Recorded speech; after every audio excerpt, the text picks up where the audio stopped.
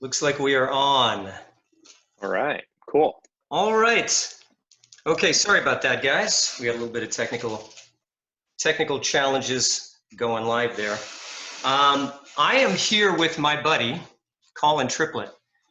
So, Colin is first and foremost a good friend of mine, but we have done some work together and we've collaborated on some projects and such.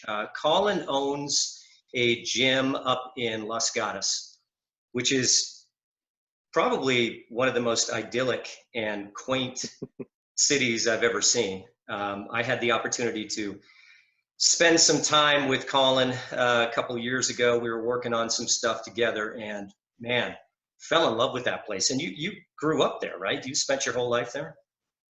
I did, yeah. Yeah, it's an awesome place and cute little town.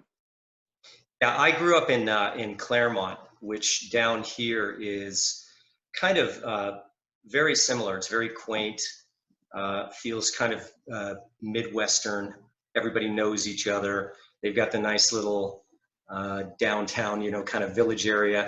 Man, when I was up there, I really just walked around and just looked at everything and just kind of drank it in. Just absolutely loved it. It was very cool. Yeah, yeah, But we like it up there. I was very excited to find out that Colin moved down to Southern California to Pasadena, which is not more than just a few miles away from me. So looking forward to when things return to a little bit more normalcy, you and I being able to sit down and grab a cup of coffee. Looking forward to that. Yes, very much. So the reason that I'm having Colin join us today is that, as I mentioned before, he's the owner of Mint Condition Fitness in Los Gatos, which is a personal training and semi-private personal training and nutrition coaching facility. It's a beautiful setup. It's what, about 6,000 square feet? No, not quite that big. It's about 3,500. Okay, it's about 3,500. Beautiful layout. Loved the place. And he also has a second business called Modern Happiness, which is a mindset coaching business. And so let's talk about that. First of all, what was it that kind of inspired you to start a mindset coaching business? Good question. A big part of what led me to start Modern Happiness was, well, I guess two things. One was my own journey, and one was just seeing where people were getting stuck at Mint.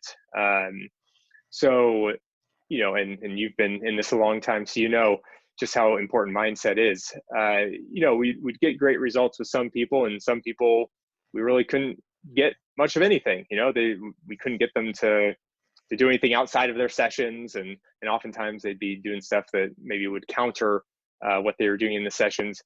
And so we just started looking more and more into, what else can we do to support people? And what kept coming up was mindset. So seeing that, but then also my own personal experience. So my past, and then what led me to start Mint in the first place was actually seeing my grandfather really struggle with his health and fitness, and having kind of a less than ideal end of life experience, a lot of medication, a lot of surgeries. And so I got really into this fitness thing to try to support people that maybe, that really cared about quality of life and didn't want to go down that path. But what I realized was that for him, and then genetically for me, was that both of us do struggle with kind of anxiety, depression tendencies. And that was a big part of what led to his challenges as well. And then as I've gotten older, that's kind of popped up more and more for me. And so I had to kind of go through my own personal journey of reworking my own mindset to get to a place where I felt better, where, I wasn't stressed out all the time and feeling down and getting worried about the gym or worried about life in general. And I was just finding I was super anxious all the time, trouble sleeping, and just feeling like overwhelmed constantly.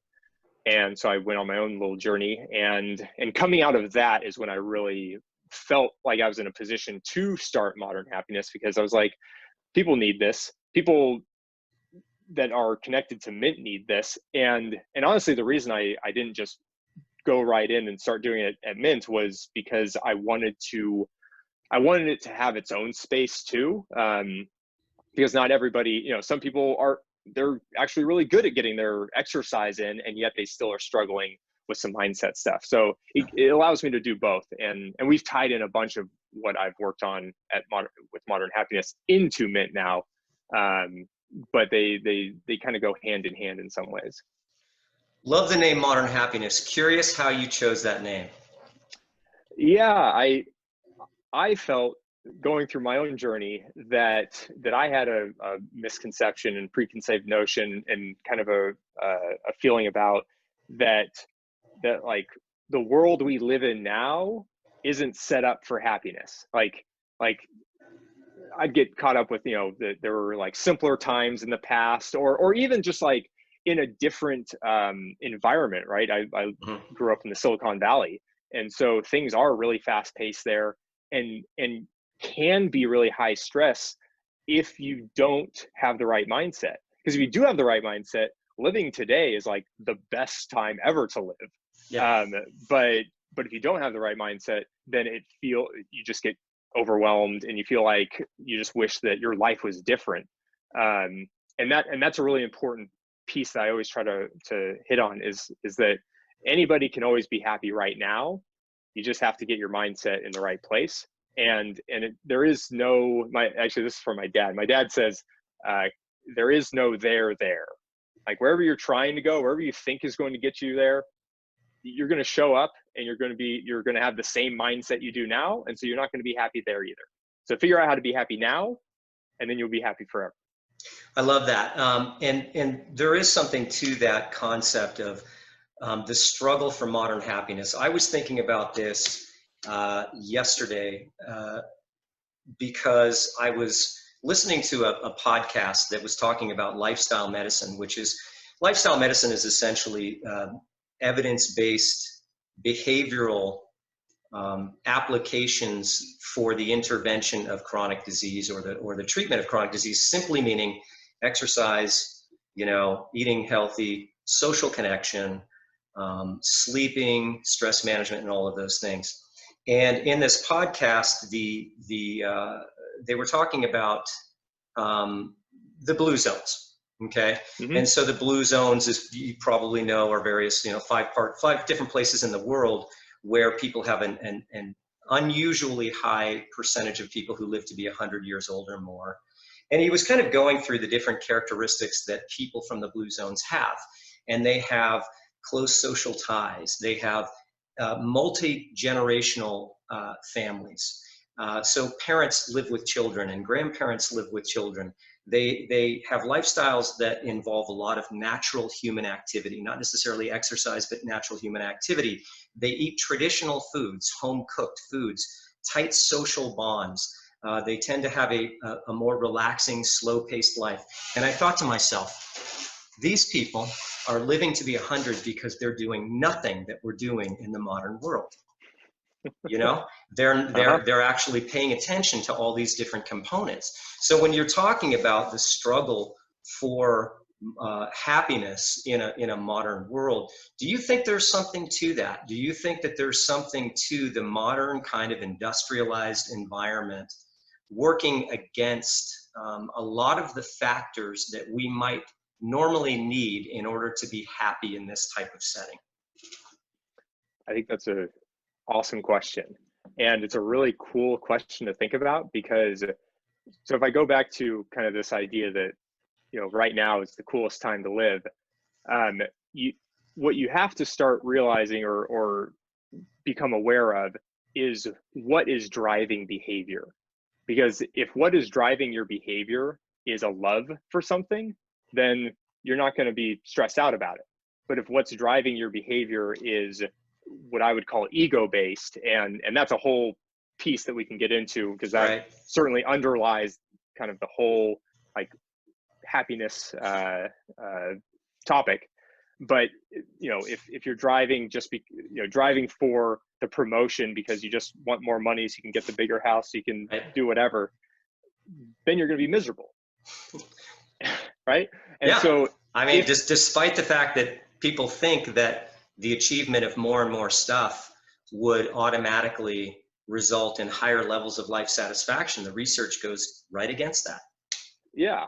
So it's not like there's nothing wrong with being financially successful as long Sure. as you get there through a route that is happiness derived.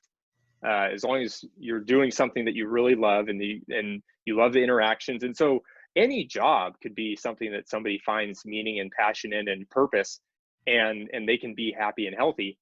But it's when we're pulled by our egos and we have this, and the ego is not just about, you know, how much money you make. You may also be tied to a certain like principle that you live by, right? Maybe you value yourself as a hard worker. Well, that's fine until you overwork yourself and stress yourself so much that you now are in poor health because of this value that you tried to uphold. So that can play into it as well. So I think, but to your point, there are definitely things. I mean, there's food that supports health and there's food that doesn't support health. Right. But usually, at least again, working with people in the fitness industry and, you know, helping people with their diets for a long time, usually poor diets are somewhat of a byproduct of Right. stress.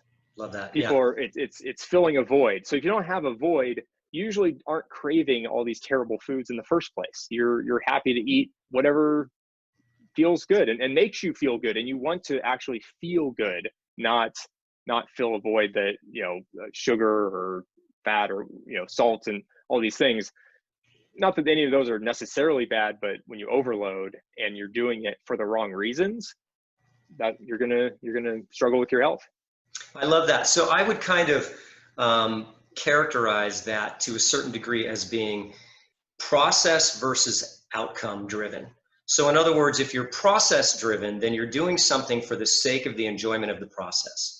I like to go down the street to, you know, to the church and shoot baskets. Not because I'm expecting to be good, you know, not because I'm expecting to be able to play competitive basketball, but because it's something that I enjoy doing. That I would call a process focused activity, because I'm really just engaged in the process of what's going on. I'm doing it for the sake of doing it. And if I happen to accidentally get better during that, then that's a byproduct, right? So that's similar. That sounds like what you're saying. Whereas if I'm outcome focused, then I'm going down there specifically for the purpose of getting better with the expectation or expecting to meet some sort of a standard. And in doing so, that can make me unhappy. It can actually make the process unenjoyable. It can make me stressed out. I'll give you an example. When I started running about 9 years ago, I wanted to get good at running, whatever that means. So that meant wearing a, you know, like a GPS watch every time I ran, and trying to get 2 seconds faster every time I ran, or trying to improve my my speed or my distance. And I became so focused on the outcome that it was absolutely miserable. So every time I would put my shoes on, I hated it. And it was like dragging, I was like a 9-year-old kid getting dragged out of bed to go to school, you know? A good friend of mine, Dave O'Connell, who's a longtime member of Arena Fitness and just a good friend of mine, he said something to the effect of, if you want to enjoy running, basically stop trying to run for speed or for distance or anything. Just go out and run. And when I did that, I found myself really, really enjoying it. So is that kind of what you're talking about when you're talking about the ego driven versus doing something for the love of it? And by the way, one of our members, Valentina, just commented and said that, you know, society is really outcome focused, you know? So this is kind of like a systemic problem that we have socially, but is that kind of an example of what you mean as far as ego driven? Yes, and that actually really cuts to the core of ego, because all ego is your identity. It's what do you value yourself on? So you were you found value in your running getting faster, I right? thought I did. Well, you were placing value on it. That's why you were Right. upset, Yes, right? correct. Correct. Yeah, you were you said, if I get runner, or sorry, if I get a runner, if I get faster, Then, then yeah, yeah, right, it was exactly. an if-then thing. Yes. Right. And so, and we all do, right? We all have these things that we value, that we tie to our personal value. Yeah. And when we aren't getting there, and what's interesting too is you could totally have a goal of getting faster and love the process. Hmm. You could love the process of trying to figure out, okay, maybe if I run maybe if I change my shoes, or change my style of running, or change my diet, or whatever, and you could really enjoy that process, and you can see the speed of your running as just a metric, as just Right. a telling point. But as soon as you have any type of tie to whether or not you got faster, that's when it all goes downhill. Yeah, so that's really interesting too, because I think that my tie to that was, I think, looking good. Like being able to say, well, Mm-hmm. I run a fill in the Yes, blank exactly. minute, Yep. right? Which is clearly ego based, Yeah. and I think also a very human uh, experience. But Yes. the awareness of that, I think, is really, really interesting if you can actually become aware of when you are placing those sorts of expectations on yourself. Yes. And awareness is the first step. Yeah, You'd yeah, you'd asked about steps, and yeah, awareness is definitely the first step. Is being aware of, yeah, why are you doing what you're doing? yeah. Is it for the love of it? Is it because it really gives you life and energy, or is it so that you can say that you did it, Yeah, or so that you can show somebody this, or just so, again, just so that you can live up to your own made up standard of yeah. this or that or the other. And people really kill themselves over their standards, when it doesn't mean anything. You do something because you think it's the right thing. Right. That's fine. They're self-constructed. In other words, Yes. we kind of create our own expectations and our own benchmarks, Hmm. and then we beat ourselves up for not meeting these self-created benchmarks that nobody else really cares about. Right. Nobody Um, cares. so love this. I want to circle back to something you said earlier when you said that part of the genesis of modern happiness was your own challenges that you had gone through in your life, and also where you were seeing people get stuck. So Mhm. where do you see people get stuck? I mean, I'm sure that they relate to some of the things that we've been talking to, but where do you see people getting stuck, or how? Yeah. So I feel like at the very core of it is a misunderstanding of what they think their goals will get them. They think that losing weight will make them feel better, and Yeah. therefore they try to work on it, but it's not, they don't really want to, right? They don't want to do the things necessary to lose weight. They Right. just want to lose the weight because they think they'll be happy if they lose weight. Yeah. And we see it time and time again where people do reach their goal, and they don't get what they didn't get what they were looking for, Yeah. right? They thought that would make them feel differently about themselves. And with weight And loss, I think that is one of the hugest and clearest examples of that phenomenon. mhm. And so people get stuck because they don't have the right underlying driving motivation around it. They don't, and they're disconnected from what they really want. A big part of my whole modern happiness thing is really everybody just wants to be happy. If you look at any Yeah. goal that anybody's ever made, it's because the result of the goal, how they feel after they reach the goal, right? When I run that race and I post that time, I'm going to feel great, and I'm going to tell everybody about it. And I'm going to feel great. And there's a lot of times you feel great, and then it goes away.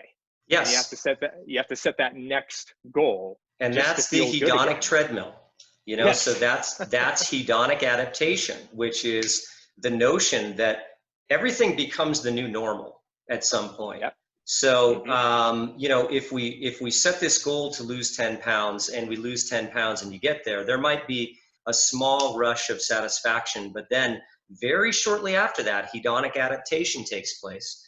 and you start to have that itch at the back of your, in the back of your brain going, maybe if I lose 3 pounds more, and then it becomes something else and something else. And I think of that as it constantly being a mirage. And that mirage is always about 100 yards in the distance. And you can see it and you keep chasing it. And the closer and closer you get, that objective keeps moving farther and farther away, because that isn't actually what's going to make you happy. Yep. And I love what you're saying about, in the end, people really just want to be happy. I would have said, had you asked me that question prior to us having this conversation, I would have said, in the end, people just want to feel good. They want to feel good about themselves. And so when they say, I want to lose 10 pounds, they don't want to lose 10 pounds. They want the feeling that they're going to get from losing 10 pounds. And actually, to be more clear, they want the feeling they think they're going to get from losing 10 pounds. So I love this. So some of the things that people run into, some of the places where people get stuck is that they don't actually want what they think they want. So dig a little deeper into that. Yeah. So, we'll have people, I mean, it happens every new client that we talk to. It's a process of helping them to discover and get to the right place, because, and you're not going to have this conversation necessarily with somebody right off the bat, because what brought them in is this feeling like, okay, if I lose weight, and let me say this, some people do need to lose weight so that they can be healthier. And when you're healthier, that does help. Right. But you can't expect things to change just because you lose weight. And so we have to take a few different approaches. And part of this piece, so let's take diet as an example, right? So we start talking to somebody, they want to lose weight. We start talking about the dietary pieces. And like, here's one thing I get all the time. We go through the whole thing and they're like, but look, I'm not giving up my wine. Right. So I'll do this, and this, but not wine, not happening. It's always wine. It's always wine. and that's fine. Like, people don't have to give up their wine. Right. But a real good question is, what is the wine giving you? Because usually the wine is the stress release, right? Right. It gives you that feel when you're drinking. We've all been there. I enjoy drinking too, but you have to realize, again, why are you doing this? What is the feeling you're trying to get? And if is that more important than the feeling you're looking for losing weight? And if you, like, especially if you have a real health issue, right? Yeah. But people will just give up their health because of these pieces. The other thing I'm going to go on a little tangent here, but with drinking is identity as well, right? The reason they don't want to give up the drinking is because it gives up certain social ties. Yes. Or they feel like they're going to have to give up certain social ties. Exactly. Or they're going to be socially uncomfortable during those social interactions, being the one person drinking iced tea. Yes. Or they think they're going to be uncomfortable. Yeah. So those things all tie to their identity too. So there's a lot of pieces that circle around identity and ego that are pulling people and keeping them from getting what they say they want. They say they want to lose weight, but they aren't going to do the things necessary to lose the weight because they're too invested. Right. We have people who, that bake a lot, let's say, and they're really good. They're really good at baking, and they don't want to stop baking because that's what makes them feel good. Like that's their skill that they've built. Yep. But again, if you want to identify with that, then it's going to be hard to lose weight. And honestly, I don't care if people lose weight or not. You don't have to lose weight to be happy. I only care about it to the extent that they care about it. But I feel, and this is a conversation for another time, but I actually feel the most effective way to lose weight in a healthy way is not to make losing weight the focal point. Yeah. You approach it through a different process. And as a byproduct of that process, you happen to become healthier and lose weight. That's a conversation we can have another time. But yeah, I hear what you're saying. What that I think really ties in well to is, if we take it back to the blue zones, when you're happy, when you find happiness first, a lot of times you do give up some of the modern what would you call them? The things that we chase in our lives, Yeah. that make for what someone might consider a modern life.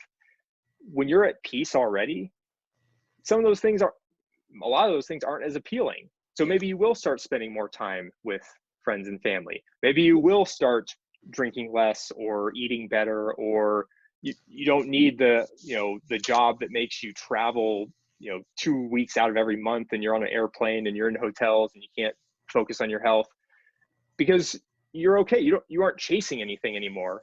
And so you do change your life, but it doesn't mean you have to change your life.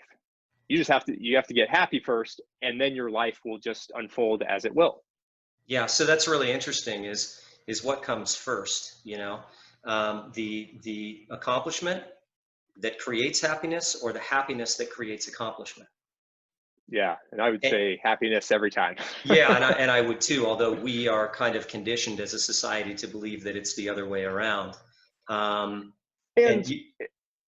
I was just going to say, an accomplishment and success are very, it depends on how you define those things, right? You can accomplish something, you can reach a goal, but you aren't any happier, and so you didn't get what you were looking for anyway. Yeah, and I think a lot of the time we're just chasing stuff that we think or we've been told is going to make us happy, and it's a fallacy. It doesn't actually make us happy. Going back a step, you said you may not have that conversation with somebody right off the bat. That's a big conversation. And remember, they just went on Google to look up, weight loss in Las Vegas, right? And so you can't drop that on them right off the bat, or you'll scare the hell out of them, and they won't really have the opportunity of meeting with you, digging in, diving into the process, and discovering the underlying motivating factors. So what I hear you saying is you kind of have to meet people where they are at the beginning. You got to let them through the door that they choose. And then once you do that, what's your process from there as far as facilitating the discovery of what they really want, or helping people really discover what it is that they want and that will make them happy? It's a lot of just questions. I don't need to tell anybody any of this. Everybody knows inside of them what's going to get there. But sometimes it's just a little bit of holding up the mirror, So it sounds like you're telling me this, or just tell me more about how that makes you feel. And people get there, and especially if you do, and I know this for myself too. Failure is the greatest teacher. Yeah. And for me, it took reaching certain goals in my life and not getting what I was looking for to realize that wasn't it was an endless, the hedonic cycle, right? There was no future in this path. If I wanted to be happy, I can't go this way anymore. I need to find a new path. Yeah. And so even letting somebody go through that, again, not that you're necessarily letting them fail at their goal, they might, but it's being there with them as they go through that discovery process, and helping, again, just asking the questions, supporting them when they need it, and helping them work through that process, because they will discover it on their own. But again, I didn't get here by myself either. A lot of reading, meeting the right people, just giving me the right little nudges at the right time helped me to really go in a totally different direction than I was. Yeah, I love that. Joe and I my business partner, Joe Garcia, and I have a mantra, which is discover, learn, teach, grow. But it kind of happens in that order. Discover, you've got to discover first, then you learn it. You really take it in and it becomes a part of you. When you can finally teach it to somebody else, that's when the growth will occur, because you've assimilated it and synthesized it in an effective way so that you can actually teach it. You said failure can be a great teacher. I would almost say that failure is just about the only teacher, because we learn nothing from the things that we know that we do right. Yes. We learn very little from success. The things. Success is a terrible teacher. So yeah. So it sounds to me like what you're doing is there's a lot of kind of, I have long been a believer that lack of information is really not what's tripping us up. Yeah. When it comes to health and wellness, I think a lot of what we learned in second grade is correct. Don't eat crappy food, move your body, play, develop relationships, sleep well, and don't stress out. So I don't think it's so much a matter of knowing what to do as much as it is connecting, like you said, with what is important to them and helping somebody learn what's important, and then action steps toward making that happen. So it sounds like the process for you, or a process, because there's probably not a single template for this, right? Because we're all a little bit different, is getting a sense through questioning, and allowing the person to discover what is important to them is kind of step one, so that they can really drill down to what really matters. You know, what's a game worth playing? And then from there, how would you take that information and help them kind of create an action plan to create the outcome that they want, or to be a part of the process that they want to create? So I think this is probably a good time to talk about what I've developed in terms of a 3-step process. Love it. Do that. So what we've talked about so far is just a lot of awareness building, and helping people to be aware of that maybe what their quote unquote goals aren't necessarily going to get them to where they want to be, discovering what they do want, discovering how their current belief systems and the thoughts that they tell themselves are impacting the decisions that they're making. And as soon as you become aware of some of those things, it becomes a much easier to start making some adjustments. Okay.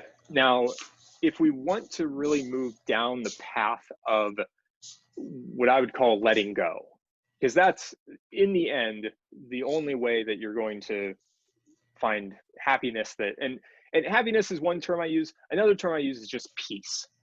I think just being okay is what a lot of people would be fine with. Yeah.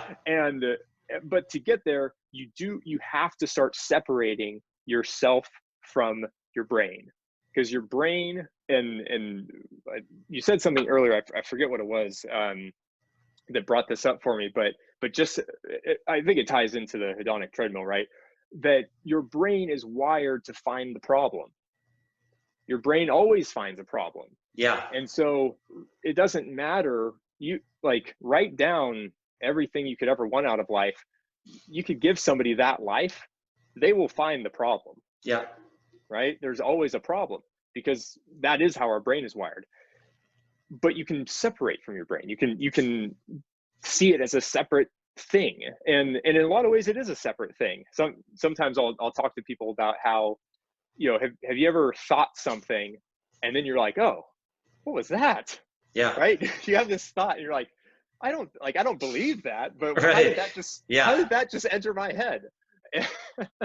And it's because the thoughts in your head are not you. They're derived from everything you've ever experienced, and they're derived from whatever maybe somebody else has told you.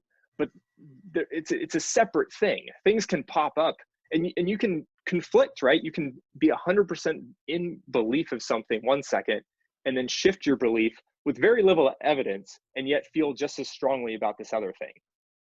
The mind is just going. It's there, and it's talking to us all the time.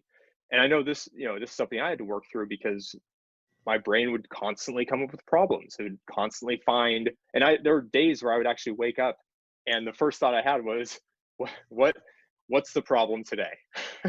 Yeah. It got that clear that yeah. was what my brain was doing.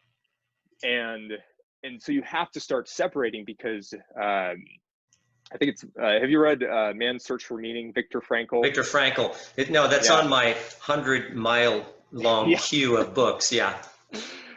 He talks about a really important point, and for anybody that doesn't know, Viktor Frankl was a Auschwitz survivor and found meaning in his time there, and found purpose and talks about how those who found purpose survived and those that didn't died. And that book is often included on the top 5 books that you should read. by a Yeah, lot of it's people. a really, really powerful book for a lot of reasons. One of the things he talks about is the space between stimulus and response. And so it's like, somebody cuts you off, you honk the horn. That's the stimulus and the response. But that response doesn't have to happen. There is a space, and you can practice creating more space between what is happening, what information you're taking in, and how you're feeling about it and what you're doing about it. And so that's really the big second step. And it takes a while to get there. So these aren't just, short steps. It's like awareness is a big step to get somebody from not being aware to aware, and just living in that awareness space for a while. Yeah. That's huge. Yep. But if we want to take it further, we have to start actually creating space and creating separation from what our brain keeps telling us is the problem, because it's always going to keep telling us there's a problem. Yeah. And that's where mindfulness comes in for me. Oh, it's brilliant. I'm so happy that you said that, because I'm sitting here writing notes. So that's one of the things I was going to ask you about. Awesome. Yeah. So, and having talked to a number of different people about this, what I've discovered is, for me, meditation, that's what I do. That it really has been powerful for me, but it doesn't work for everybody. And you don't need meditation necessarily, but you do need, what I call this step is the practice step. Meditation is practice. So however you want to practice separating, giving yourself space. Some people go for a walk outside and just try to quiet their minds that way. Some people draw, doing some artwork, or they listen. Guided meditation can be helpful too, if you don't want to just sit there and try to quiet your mind. But you have to practice creating space, because your mind's going to keep popping up with stuff. And unless you can take a step back and almost like witness it, just like, oh, look, there's my brain like going off again.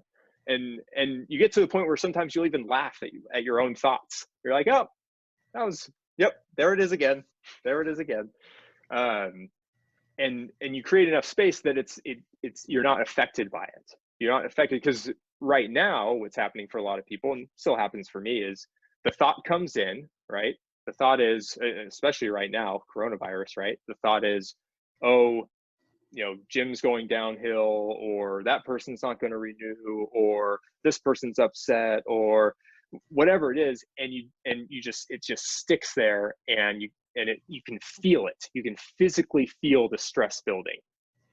And as soon as you can separate, and it's as if somebody else is talking about their life, not your life. Yeah. You're not impacted anymore. It's just like, that's brilliant. I love that example of,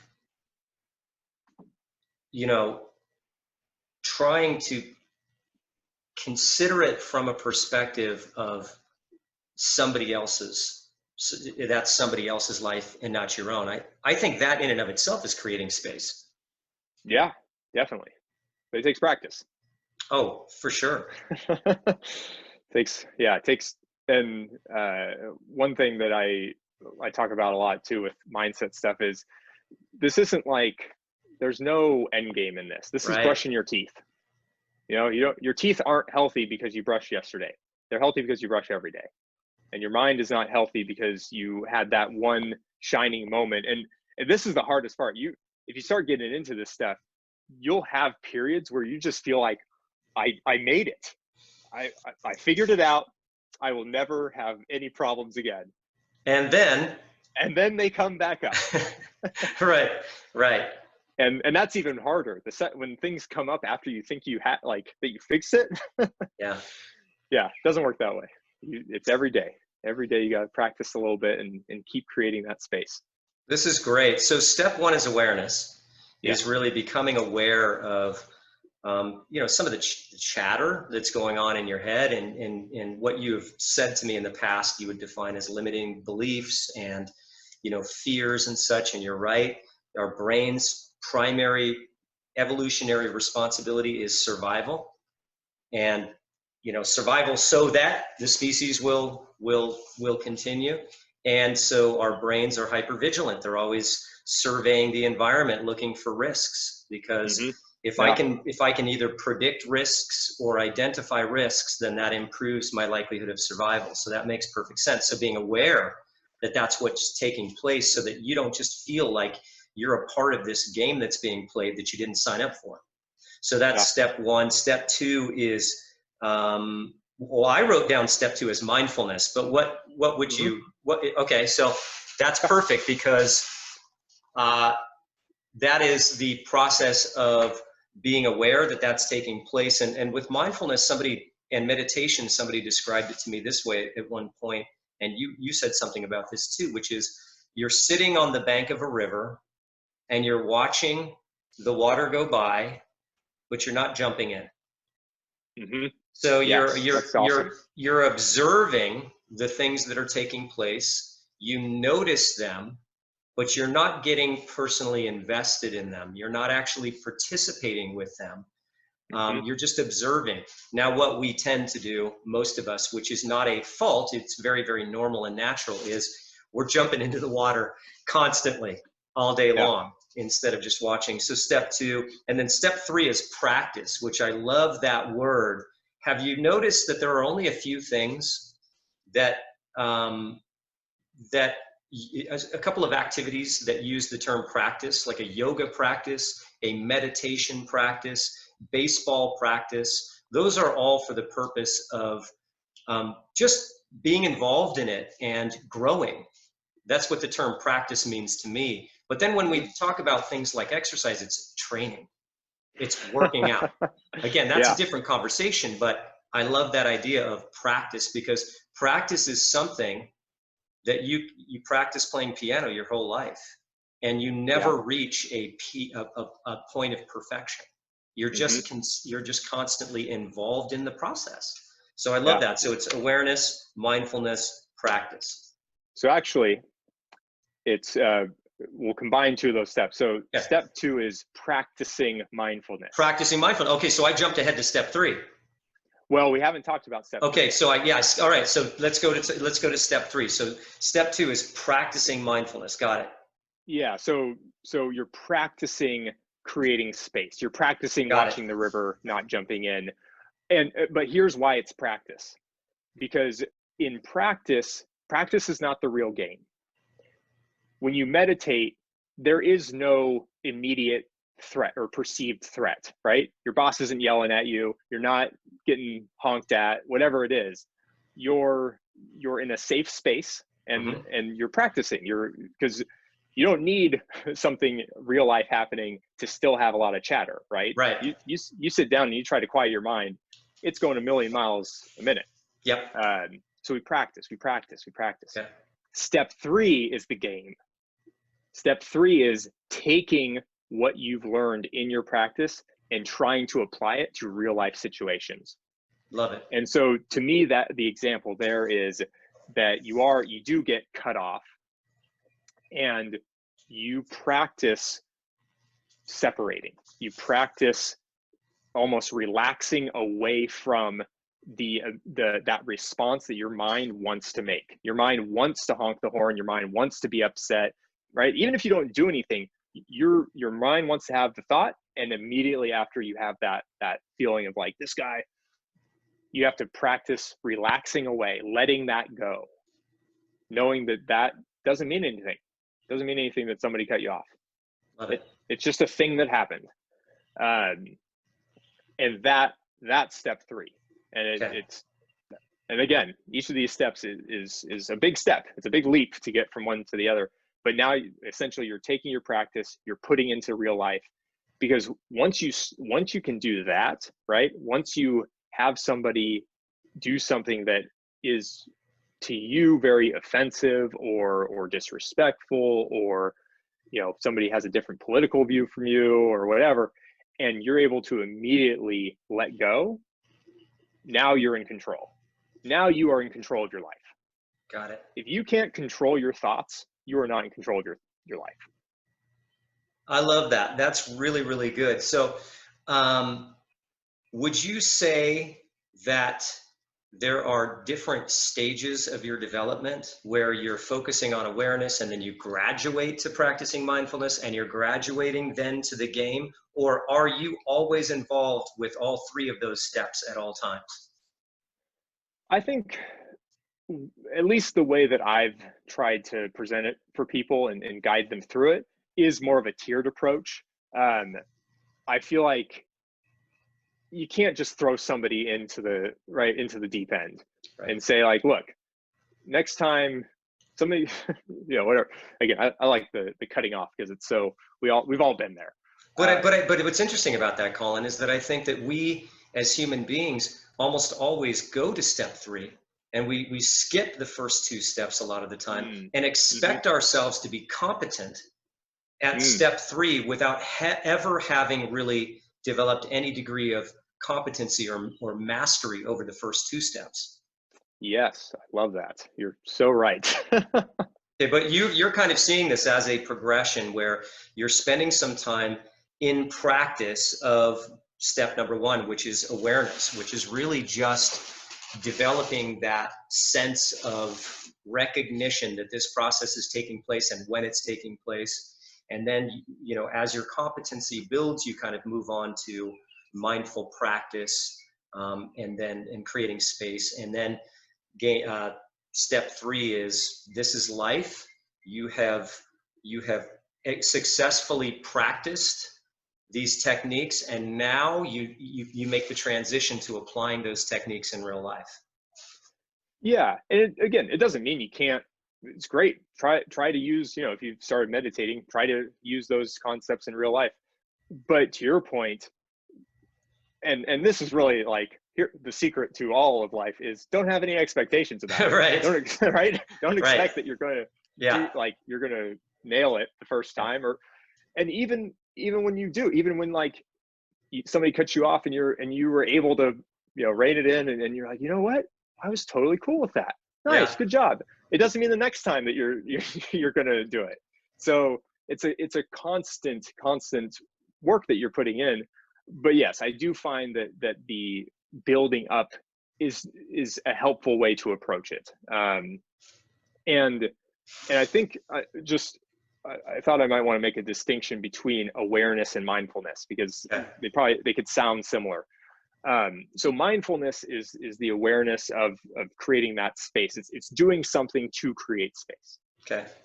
Awareness to me is awareness that there is a problem, Right. and Okay. seeing it show up in your life. So you aren't doing anything to fix it yet necessarily, but you're seeing like, oh, like I had that thought and then I got really upset and then I did this thing that I wish I hadn't done. If you see the cycle, you're going to be way more willing to dive into step two. Got it.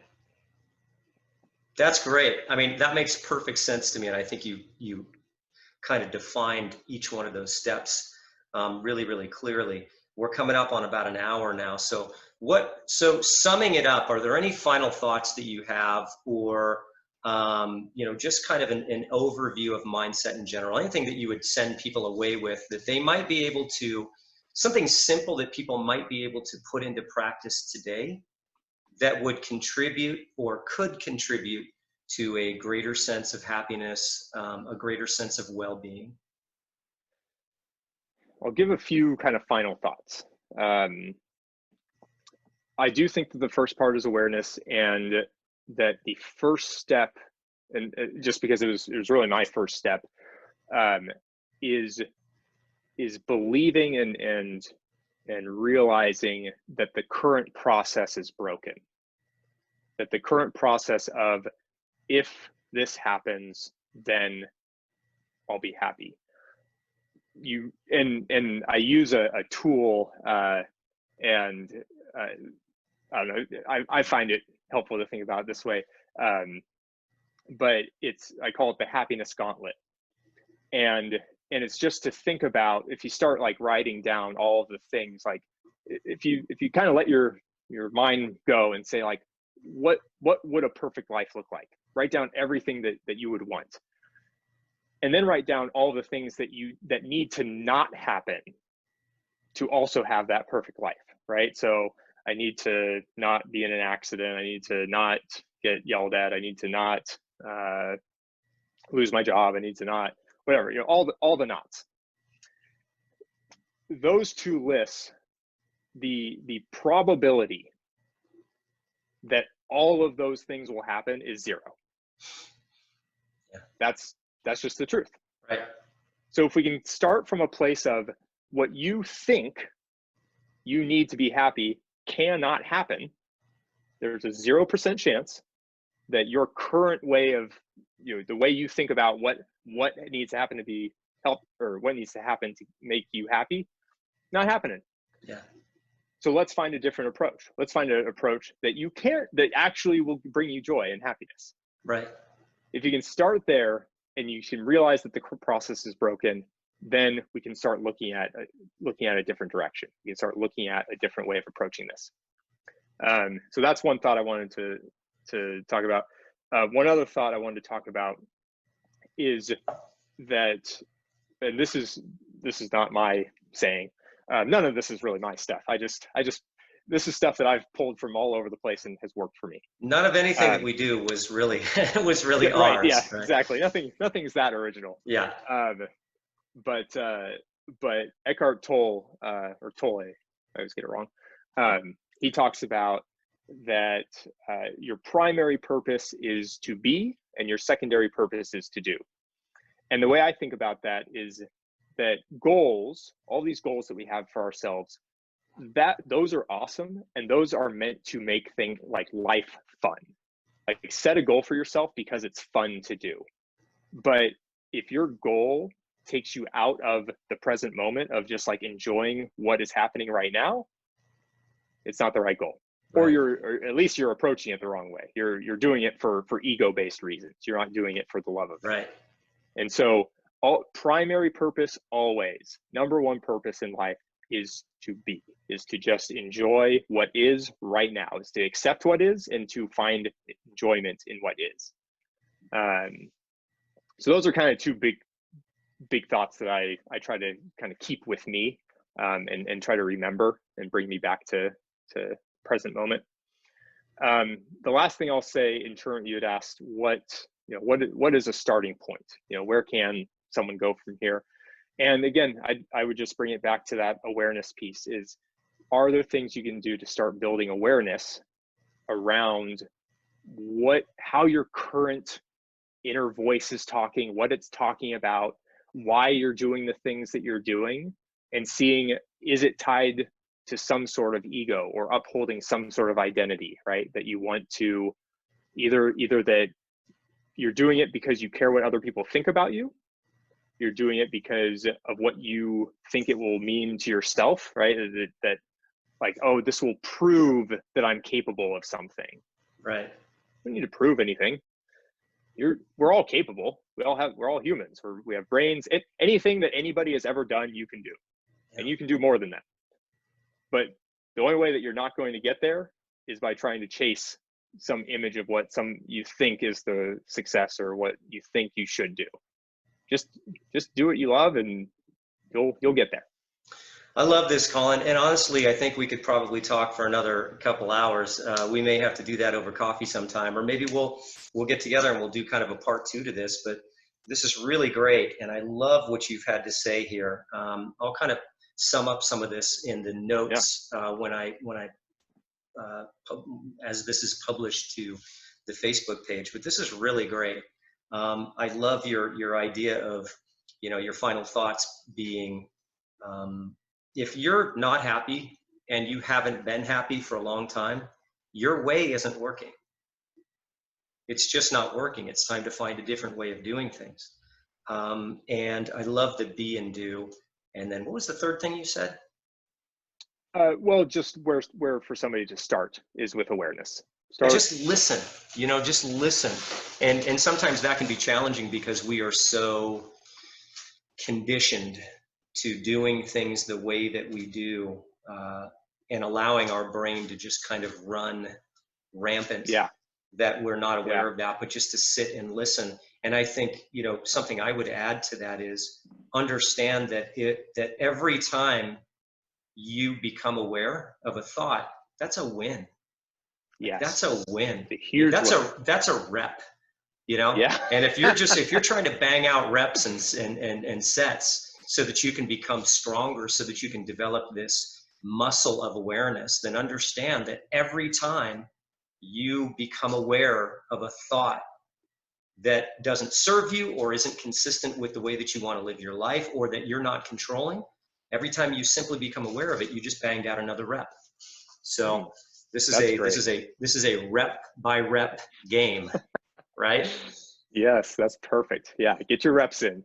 This is awesome, man. I really appreciate you coming on. This is so cool, and I like I said, I could talk about this for hours. So we may just have to have a part two to this at some point. But thank you, Yeah. thank you so much for hanging out today and for sharing this with our community of people. And it's definitely valuable. Some really great stuff here. And I'll look forward to hopefully doing it again with you sometime. Yeah, well, thanks for having me on. It helps me to talk about it too. When you said the what was it, like, Discover, go learn, yeah. teach, grow. Yeah, the more I talk, and the more that I talk to people about it and get there, like, again, like the reps.